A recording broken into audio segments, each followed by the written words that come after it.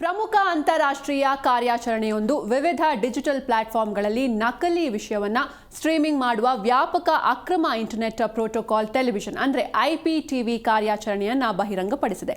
Boss ಐಪಿಟಿವಿ, ಗುರು ಐಪಿಟಿವಿ, ತಶಾನ್ ಐಪಿಟಿವಿ, Brampton ಐಪಿಟಿವಿ, voice ಐಪಿಟಿವಿ, Indian ಐಪಿಟಿವಿ, Punjabi ಐಪಿಟಿವಿ, Edmonton ಐಪಿಟಿವಿ ಹಾಗೂ boss entertainment ಐಪಿಟಿವಿ ಮತ್ತು ultra stream TV ಮುಂತಾದ brand ಹೆಸರುಗಳ ಅಡಿಯಲ್ಲಿ ಕಾರ್ಯನಿರ್ವಹಿಸುತ್ತಿರುವ ಈ ಅಕ್ರಮ ನೆಟ್ವರ್ಕ್ ಗಂಭೀರ ಹಕ್ಕುಸ್ವಾಮ್ಯ ಉಲ್ಲಂಘನೆ ಮತ್ತು ಡೇಟಾ ಗೌಪ್ಯತೆ ಉಲ್ಲಂಘನೆಗೆ ತಪ್ಪಿತಸ್ಥರೆಂದು ಕಂಡುಬಂದಿದೆ.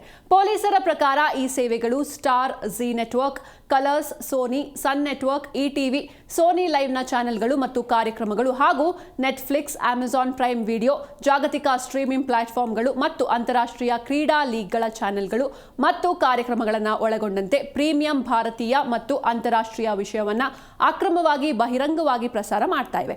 ಯಾವುದೇ ಪರವಾನಗಿ ಅಥವಾ ಅನುಮೋದನೆಯನ್ನ ಪಡೆಯದೆ ಇಲ್ಲಿ ಕಾರ್ಯಕ್ರಮಗಳನ್ನು ತೋರಿಸಲಾಗ್ತಾ ಇದೆ. ಫರೀದಾಬಾದ್ ಸೈಬರ್ ಕ್ರೈಮ್ ಪ್ರಕರಣವನ್ನು ದಾಖಲಿಸಿದೆ ಮತ್ತು ತನಿಖೆ ನಡೀತಾ ಇದೆ.